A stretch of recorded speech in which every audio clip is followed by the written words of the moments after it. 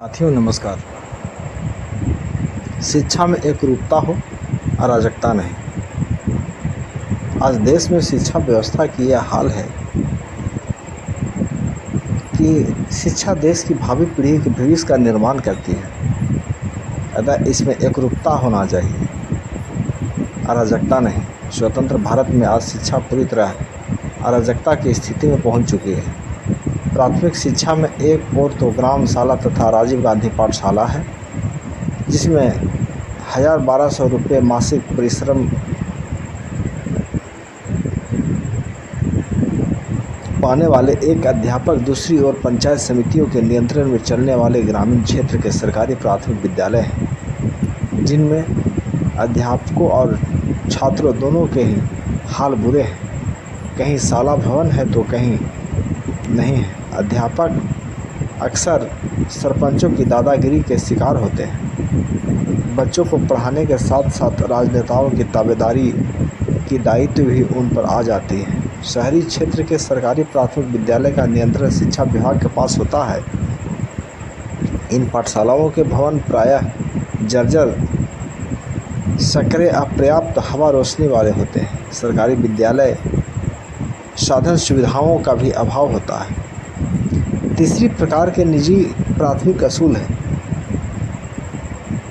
जिन्हें स्कूल की बजाय दुकानें कहा जाए तो सटीक होगा। इन्हें हर नगर कस्बे के हर गली मोहल्ले में देखा जा सकता है। स्थान का यह भी अभाव होता है।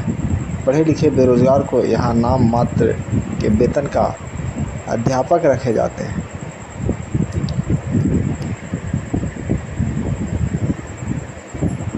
अंग्रेजी माध्यम और पब्लिक स्कूल के नाम पर इनके मालिक संचालक अभिभावकों की जेब तबीयत से बेरोक टोक हल्की करते हैं। चौथी प्रकार के वे हाई स्कूल पब्लिक स्कूल है, जिनमें पढ़ाना अभिभावकों के लिए स्टेटस सिंबल है। इनमें प्रवेश भी बड़ी मुश्किल से मिलता है। तगड़ी एडमिशन फीस, लोकेशन और आने जाने का क्या क्या ताम झाम इसके होते हैं। ये स्कूल अभिजात और धनाढ्य लोगों के ही बूते के होते हैं। इन्हीं के तर्ज पर सरकारी नवोदय विद्यालय प्रारंभ की गई। संख्या हर जिले में 1 या 2 होती है। उच्च प्राथमिक और माध्यमिक तथा उच्च माध्यमिक विद्यालयों में भी इसी प्रकार सरकारी, निजी और पब्लिक स्कूल जैसे 3 श्रेणियां हैं। सरकारी विद्यालयों में गरीबों बच्चों, निजी विद्यालय में माध्यमिक वर्ग के बच्चों तथा पब्लिक स्कूल में धनाढ्य बच्चों के पढ़ते हैं। उच्च कॉलेज शिक्षा में सरकारी कॉलेज, प्राइवेट कॉलेज में 2 प्रमुख प्रकार हैं। दूसरे प्रकार के मायने college Saint Stephen, Saint Xavier, Doon school, Banasthali Vidyapith जैसे नामी ग्रामी कॉलेज हैं, जिनमें पूर्व राजा महाराजाओं, धनाढ्य सेठों व वर्तमान राजनेताओं, शासकों के बच्चों ही पढ़ते हैं। पहले इंजीनियरिंग व मेडिकल कॉलेज सरकारी होती थी, किंतु अब प्राइवेट कॉलेज खोलने की स्वीकृति सरकार देने लगी है। ये केवल उन विद्यार्थियों के लिए है जिनके अभिभावकों के पास अनाप शनाप पैसा नहीं, किंतु उनके बेटों के पास मेरिट नहीं है, जिनके आधार पर उन्हें सरकारी कॉलेजों में प्रवेश मिल सके। कंपटीशन व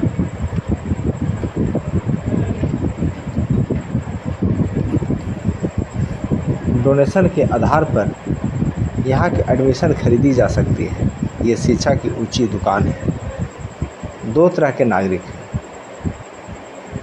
हमारे देश में शिक्षा की स्थिति पूरी तरह अराजकता से ग्रस्त है। ऐसी शिक्षा देश के भावी नागरिकों को परस्पर स्वतंत्रता, समानता एवं बंधुत्व भाव कैसे उत्पन्न कर सकती है? ऐसी शिक्षा छात्रों में अलग अलग प्रकार की मानसिकता उत्पन्न करती है। सरकारी स्कूलों और गली मोहल्लों में चलने वाली शिक्षा की दुकानों में शिक्षा पाने वाले बालकों में निरीह जनता की मानसिकता विकसित होती है। ऐसी जनता की मानसिकता जिसे जब चाहे तब हम हर कोई जीवह कर सकता है। पब्लिक स्कूलों में पढ़ने वाले बच्चे सुविधा भोगी साधन संपन्न शासकों की मानसिकता का विकास पाते हैं। इस प्रकार की शिक्षा एक ही देश में दो के नागरिकों का निर्माण कर रही है। ईमानदारी से देखा जाए तो यह बात साफ हो जाती है कि हमारे देश में बच्चों की तरह कोई ध्यान नहीं दे रहा है। प्रारंभ में 5-6 शिशु के शारीरिक विकास के होते हैं। इस आयु में उसे सहज रूप से पढ़ने की चार दीवारी में कैद करना, उनके शारीरिक मानसिक विकास में बाधक बनाना, इस आयु में बच्चा पने आप बहुत कुछ सीख सकता है। माता पिता से प्रश्न करता है, अपने आप आसपास को, प्रकृति को, पर्यावरण को देखता है, उसे जानने समझने और प्रयास करता है। उस समय तो उसके विस्तृत परिवेश चाहिए। उसका मन दौड़ने भागने, तितलियों पकड़ने, खेलने कूदने का होता है। ऐसे में उसे स्कूल की संकुचित चार दीवारी में आधे अधूरे प्रकाशित अध्यापकों की निगरानी में छोड़ना देश की भावी पीढ़ी के प्रति बड़ा अन्याय है। प्राथमिक और माध्यमिक शिक्षा व्याप्त जिस अराजकता स्थिति का वर्णन पूर्व में किया, उस स्थिति में विकसित और शिक्षित होने वाला शिशु अनेक मानसिक ग्रंथियों को लेकर बढ़ेगा। वह वक्त की हवा में तिनके की तरह उड़ने वाला व्यक्ति होता, समय की दिशाओं को मोड़ने का साहस रखने वाला व्यक्ति नहीं। उसमें क्या सही और क्या गलत है इसको जानने वाले विवेक भी नहीं होता। ऐसे नागरिक धरती का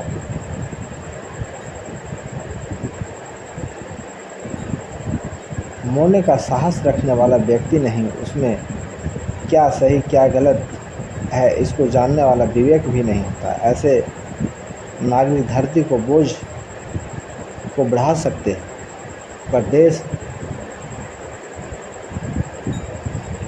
व समाज का भार हल्का नहीं कर सकते। अतः इस अराजकता को समाप्त करना अत्यावश्यक है। शिक्षा में एकरूपता लाना आवश्यक है। यह कार्य सरकार ही कर सकती है। इस कार्य को सरकार को ही करना चाहिए। यह कार्य कठिन नहीं है। सरकार के पास संसाधनों की कोई कमी नहीं है। धन की कमी हो सकती है, उसे जन सहयोग से पूरा किया जा सकता है।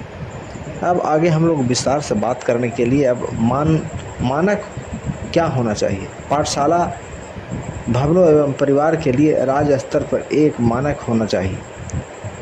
पाठशालाओं के लिए जो भी नए भवन बने वे मानक के अनुसार होने चाहिए। पाठशालाओं के भवन के सामने पर्याप्त प्रांगण का प्रावधान तथा उनके निकट ही खेल का मैदान होना चाहिए। निजी विद्यालयों के लिए भी भवन एवं परिसर के लिए मानक होने चाहिए। जो संचालक और जो संस्थाएं इस मानक का पालन नहीं करती है, उसकी मान्यताएं समाप्त करके उसके विद्यालयों को बंद कर देना चाहिए। निजी विद्यालयों के मानक सरकारी विद्यालयों से भिन्न हो सकती है, पर उनमें एकरूपता होनी चाहिए। विद्यालय चाहे सरकारी हो या निजी, उसमें अध्यापक सरकार द्वारा निर्धारित स्तर पर प्रशिक्षित होने चाहिए। उनके वेतन में एकरूपता होनी चाहिए। साथ आरक्षण के सरकारी नियमों का पालन भी होना चाहिए। इसमें अनुसूचित जाति जनजाति के छात्र के व पिछड़े जातियों के निर्धन छात्रों के निःशुल्क या नामांकन शुल्क पर पढ़ने की सुविधा उपलब्ध होनी चाहिए। ऐसा नहीं होने पर मान्यता रद्द करने और स्कूल बंद करने के प्रावधान होने चाहिए। इसमें किसी भी पाठशाला को छूट नहीं होनी चाहिए। पाठ्यक्रम, अभ्यासक्रम, पाठ्यपुस्तकें, अभ्यास पुस्तकों के में भी एकरूपता होनी चाहिए। सभी विद्यालयों के लिए एक ही गणवेश होना चाहिए। सरकारी एवं गैर सरकारी में थोड़ा सा अंतर रखा जा सकता है, किंतु गैर सरकारी विद्यालयों के गणवेश में एक रूपता होनी चाहिए। पाठकों को यह बात अव्यावहारिक लग सकती है। यह बात सेक्स चिल्ली का सपना भी लग सकती है। सरकार पाठ्यपुस्तकों के आवरण पर यह संकल्प छात्रों के लिए बहुत पहले से छाप रही है। मैं भारतीय हूँ, समस्त भारतवासी मेरे भाई बहन हैं। ये सब बातें उन संकल्प को सच करने सोपान है। यदि हम यह चाहते हैं कि हमारे देश की भावी पीढ़ी के बालक स्वयं को भारतीय माने और सभी भारतीयों को अपना भाई माने, तो यह कहना ही होगा, एक भाई एक तरह के विद्यालय में पढ़े और दूसरा भाई दूसरे तरह के विद्यालय में पढ़े और दूसरी तरह का गणवेश पहने, यह उचित भी नहीं है। भारत बनाने की प्रक्रिया यही है। अब तक शिक्षा में जो कुछ चलता आ रहा है उसमें भारत बनने की प्रक्रिया कम और भारत के खंड खंड करने की प्रक्रिया अधिक है। भारत को खंड खंड करने की प्रक्रिया अब बंद होनी चाहिए। पाठ्य पुस्तकों में शामिल रचना स्वास्थ्य, व्यायाम, खेलकूद, आहार, व्यवहार आदि के सैद्धांतिक ज्ञान का समावेश तो है, किंतु इसका व्यवहारिक पक्ष उपेक्षित है। पाठशाला स्तर पर उसे व्यवहार में लाने की नियमित क्रम करना चाहिए, ताकि सभी छात्र सवेरे समय पर उठे या नहीं, उन्होंने अपने दांत एवं मुंह की नियमित सफाई की है या नहीं, व्यायाम किया है या नहीं, को आवश्यक हुआ तो उनका कारण क्या है, उनका निवारण क्या हुआ, भविष्य में वह अस्वस्थ न हो, इसके लिए उसे क्या करना चाहिए। इस क्लास में प्रत्येक छात्र के प्रश्न भी छुपे, उनके चारों की सच्चाई को भी परखा जा और किसी को कोई समस्या है तो उसका समाधान भी किया जाए। ऐसा करने से उनमें स्वस्थ रहने की आदत पड़ेगी, जो जीवन भर काम आएगी। इसी प्रकार नियमित व्यायाम की आदत भी छात्रों को डालनी चाहिए। खेल कूद की प्रवृत्ति भी स्कूल में धीरे धीरे कम होती जा रही है, उन्हें नियमित किया जाना चाहिए। खेल कूद के टीम को भावना के विकास होता है, साथ ही खेल भावना का विकास भी होती है। शारीरिक विकास को भी अच्छा होता है। पिछले दिनों जापान में विद्यालयों में खेल कूद को प्रोत्साहन देने की नीति अपनाई गई है। एक सर्वेक्षण से यह पता चलता है कि वहाँ के युवकों के काम करने की क्षमता में कमी आई थी। उनका कारण यह रहा था कि पाठशालाओं में खेल कूद की प्रवृत्तियाँ पर कम ध्यान दिया जाने लगा था। भारत में भी पढ़ोगे लिखोगे तो बनोगे नवाब, खेलोगे कूदोगे तो हो जाओगे खराब की मान्यता को नकारना होगा। समानता आवश्यक है। सरकारी एवं गैर सरकारी स्कूलों के पाठ्यक्रम में कोई भिन्नता नहीं होनी चाहिए। सारे पाठ्यक्रम एक जैसे होने चाहिए। पढ़ाई के तरीके, अभ्यासक्रम, गृह कार्य में एकरूपता होनी चाहिए। पाठ्यक्रम जटिल नहीं होनी चाहिए, सरल होना चाहिए। बहुत सारी बातें जो कक्षा के कमरे में बैठकर कठिनाई से समझाई जाती है, उन्हें धरती आसमान के नीचे प्रकृति की पाठशालाओं में आसमानी की सच्चाई बताई जाती है। हर 15 दिन में या महीने में एक दिन ऐसा निश्चित होना चाहिए जिस दिन बच्चे प्रकृति के खुले आंगन में पेड़ पौधों, नदी, तालाबों, सूरज, चांद, पर्वत, पशु पक्षी, फलों आदि को देखकर कक्षा में पढ़ी हुई बातों को उसको वास्तविकता में देख सके। यह बात देश के शासकों, शिक्षकों, विद्यार्थियों और अभिभावकों को दिल दिमाग की गहराइयों तक समझ लेनी चाहिए कि शिक्षा में व्याप्त अराजकता की स्थिति लाएगी। बचपन में बालकों को अलग अलग ढंग से स्कूलों में बांटना एक तरह के देश को खंड खंड करने जैसा ही है। बात है शिक्षा में एकरूपता, देश में एकरूपता सुनिश्चित रूप से आएगी। प्रादेशिक भाषाओं के प्रदेशों में पृथक राष्ट्रीय विकास की और प्रादेशिक दल विकसित हुए और आज राष्ट्रीय दल प्रादेशिक दलों के रहनुमांद प्रशासन करने चले हैं, विवश हुए हैं। एक राष्ट्र हित में है कि संपूर्ण भारत में शिक्षा के माध्यम हिंदी और अंग्रेजी भाषा होनी चाहिए। हिंदी भाषा की भाषा है तो अंग्रेजी विश्व का भाषा रूप ले चुकी है। राष्ट्र धरती का टुकड़ा मात्र नहीं हो सकता। राष्ट्र धरती का टुकड़ा मात्र नहीं हो सकता है। यह राष्ट्र तो देशवासियों के दिल में बसने वाला उत्कृष्ट भावनाएं हैं जो कभी कभी धरती का टुकड़ा नहीं होने के बावजूद भी जिंदा रहती है और फिर से धरती का टुकड़ा हासिल करती है। इजराइल और फिलिस्तीन के साथ ऐसा ही हुआ। एक राष्ट्र से भारत को अभी पुख्ता तौर पर राष्ट्र बनना है। यह तो विस्तृत भूभाग जिसे हम भारत कहते हैं पहले कई राजा राजवाड़ों और नवाबों के आधिपत्य में था। शासकों ने इस एक सूत्र में पिरोने का काम किया। जाते समय वे इस रजवाड़े को यह अधिकार दे दिए थे कि वे चाहते तो भारत में मिलते या पाकिस्तान में मिलते या चाहे तो स्वतंत्र रह सकते थे। स्वतंत्र भारत में रियासतों का विलीनीकरण हुआ। इसके बाद भी भारत रूपी युक्ता राष्ट्र का निर्माण नहीं शेष रह गया। इसी कारण गणतंत्र दिवस और स्वतंत्र दिवस भी सरकारी समारोहों के मोहताज बने हुए हैं। ये जन जन की आशा और उल्लास के पर्व नहीं बन सकते हैं। भारत को राष्ट्र बनाने के लिए शिक्षा एक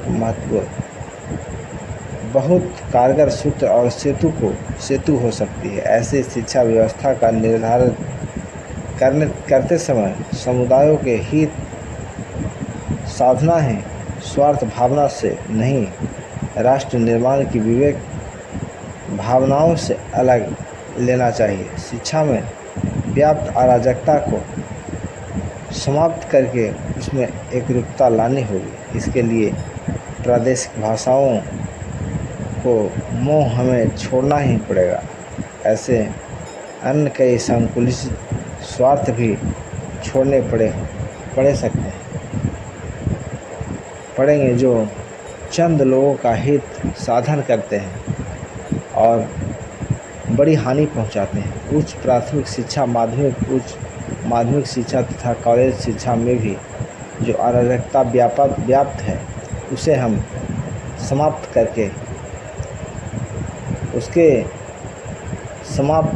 करके एक व्यापक व्यवस्था बनानी आवश्यक है। इसके लिए शिक्षा को रोजगार के साथ जोड़कर देखना पड़ेगा। एक बार मैं बस में सफ़र कर रहा था। मेरी बगल की सीट पर एक युवक बैठा था।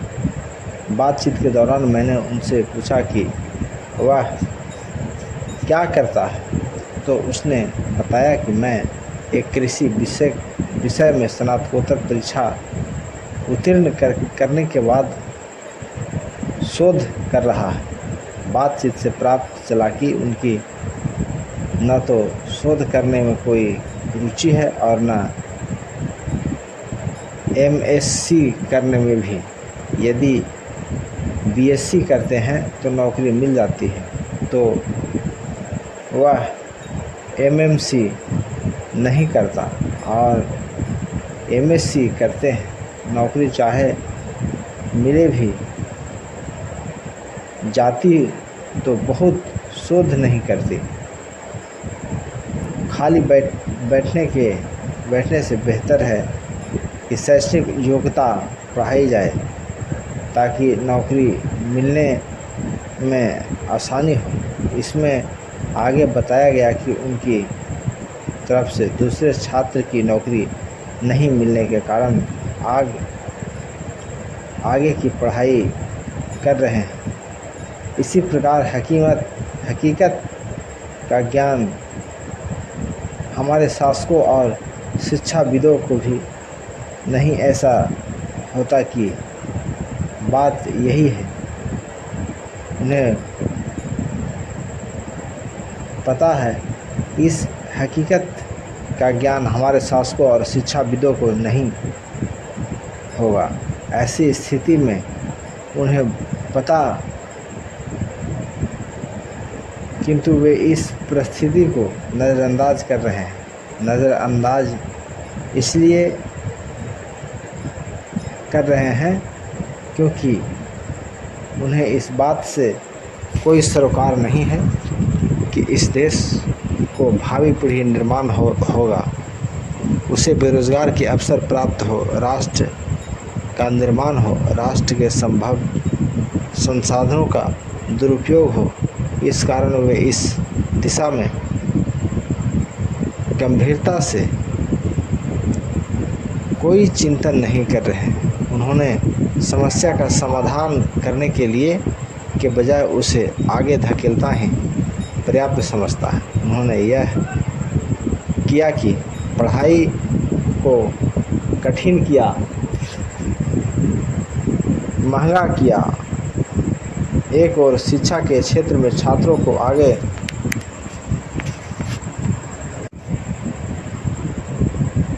किंतु वे इस स्थिति को नज़रअंदाज कर रहे हैं। नज़रअंदाज इसलिए कर रहे हैं क्योंकि उन्हें इस बात से कोई सरोकार नहीं है कि इस देश की भावी पीढ़ी का निर्माण हो, उसे रोज़गार के अवसर प्राप्त हो, राष्ट्र का निर्माण हो, राष्ट्र के संसाधनों का सदुपयोग हो। इस कारण वे इस दिशा में गंभीरता से कोई नहीं चिंतन कर रहे हैं। उन्होंने समस्या का समाधान खोजने के बजाय उसे आगे धकेलना ही पर्याप्त समझता है। उन्होंने यह किया कि पढ़ाई को कठिन किया, महंगा किया। एक और शिक्षा के क्षेत्र में छात्रों को आगे बढ़ाने से रोकने के लिए पीएमटी जैसे अवरोधक खड़े किए, तो दूसरी ओर जिन संसाधनों को रोज़गार के अवसर पैदा करने में लगाए जा सकते थे, उन्हें उगा कथाएँ खोलने, कॉलेज खोलने तथा विश्वविद्यालय बनाने में झोंक दिया। ये संसाधनों को कुछ समय तक आगे सरकार के देने के तत्कालीन उपाय मात्र थे। समय गुजर जाने पर समस्याएं भी सिर उठाने लगता है, तो फिर कुछ तत्कालिक उपाय किए और उनकी आड़ में केवल वर्ग विशेष के हितों की रक्षा के उपाय किए। नई शिक्षा में नीति में यही कुछ किया गया है। यह षड्यंत्र है। शिक्षा के क्षेत्र में यह जो षड्यंत्र है उसे आसानी से समझा नहीं जा सकता। इसके लिए हमें इतिहास की सहायता लेनी पड़ेगी। तिलक जिन्होंने कहा स्वराज मेरा जन्मसिद्ध अधिकार है, वे अपने भाषणों में खुलेआम कहते हैं। कुंबियों को चुनाव लड़कर क्या संसद में तेल निकालना है। उन्होंने सही कहा था। 1952 में जब स्वतंत्र भारत में लोकसभा का पहला चुनाव हुआ तो तिलक के उत्तराधिकारी पंडित नेहरू ने कांग्रेस में 60% ब्राह्मणों को टिकट दिया, और जिसमें 56% ब्राह्मण चुनाव जीतकर आए और लोकसभा की कुर्सियों पर आसीन हुए। आज़ादी पाने के 67 वर्ष बाद तो इस देश की जनता को तिलक और नेहरू के इशारे को समझ जाना चाहिए था। इसलिए स्वराज किस जाति का जन्मसिद्ध अधिकार है और इसका जनसंख्या प्रतिशत कितना है। तीव्र प्रतिशत लोगों को 60% कुर्सियाँ मिली। शिक्षा तंत्र और शिक्षा व्यवस्था का गणित इससे बेहतर नहीं बुरा ही है। ऐसे स्थिति में शिक्षा के नियामक क्यों सोचने लगे इन जातियों के बच्चे भी पढ़े और उन्हें सरकारी स्कूलों नौकरियां मिले। इस कठोर निर्मम सत्य को जो थोड़े से लोग जान सकते हैं वह भी ज्योतिबा फुले, बाबा साहब अम्बेडकर, छत्रपति साहू जी महाराज, पेरियार रामास्वामी नायकर जैसे महापुरुषों की बदौलत है। शेष भारत में इन विद्यार्थियों शिक्षा नियामकों द्वारा फैलाए गए भ्रम के अंधकार में डूबा अपने ही शत्रुओं की पूजा और गुणगान करने में लगा हुआ है। पौने 2000 साल पहले की मनुस्मृति की रचना के साथ हुई इस साजिश को शिक्षा के क्षेत्र से जब तक समाप्त नहीं किया जा सकता तब तक भारत की भावी पीढ़ी को भविष्य सुधारने वाला नहीं हो सकता। अराजकता समाप्त करनी होगी। शिक्षा में यह अराजकता की स्थिति धीरे धीरे बना दी गई है। यह स्वार्थी तत्वों की शरारत है। शरारत के बजाय उसे हिमाकत करना अधिक उपयुक्त होगा। इस हिमाकत के चलते भारत की भावी पीढ़ी का क्या भविष्य है। जीवन के बेहतरीन 15 से 20 वर्ष शिक्षा को समर्पित करने और माता पिता की लाखों रुपये की पूंजी इसमें लगाने के बाद भी कोई युवक हताशा और निराशा में डूबा बेरोजगारी की पीड़ा भोगता हुआ सड़क पर जूतियां चटकाता फिरे तो इसमें दोष किसका? क्या उन शासकों का नहीं जिन्होंने सोने की चिड़िया कहे जाने वाले देश पर 67 वर्षों तक राज किया और आगे भी जनता को मूर्ख बनाकर पूंजीवाद की बैसाखियों पर चलकर इस देश के सिंहासन पर आसीन होने के मंसूबे बनाए रहे हैं? क्या उन शिक्षा नियामकों का नहीं जिन्होंने इस देश की जनता को सच से बेखबर रखा? क्या रोटियां सेकने के लिए शिक्षा के तवे की तरह इस्तेमाल किया और अब नई शिक्षा नीति के नाम पर इस देश की भावी पीढ़ी को अज्ञानी बनाने की साजिश रच रहा? देश के युवकों को ही इसका निर्णय करना है। शिक्षा में व्याप्त अराजकता को जितना शीघ्र हो सके समाप्त करना चाहिए। गरीब अमीर, छोटे बड़े, किसान मजदूर सबके बच्चे के लिए समान और एकरूप शिक्षा की व्यवस्था करना है। इसे संभव बनाने के लिए व्यवहारिक राजनेताओं को सत्ता की कुर्सियों से पहले अपदस्थ करना होगा। इसके बाद ही शिक्षा में व्याप्त यह अराजकता समाप्त हो सकती है। तो शुक्रिया साथियों, आपने हमारे विचार को सुने। उम्मीद करते हैं कि ये वीडियो आपको अच्छा लगेगा। अगर जो ये वीडियो आपको अच्छा लगे तो हमारे चैनल बुद्ध विचार मंच को सब्सक्राइब करें, लाइक, कमेंट और शेयर करें ताकि आपको इसी प्रकार के वीडियो हमेशा मिलता रहे। मूल निवासी बहुजनों की बातों पर जो फूले, अम्बेडकर, पेरियार, बिरसा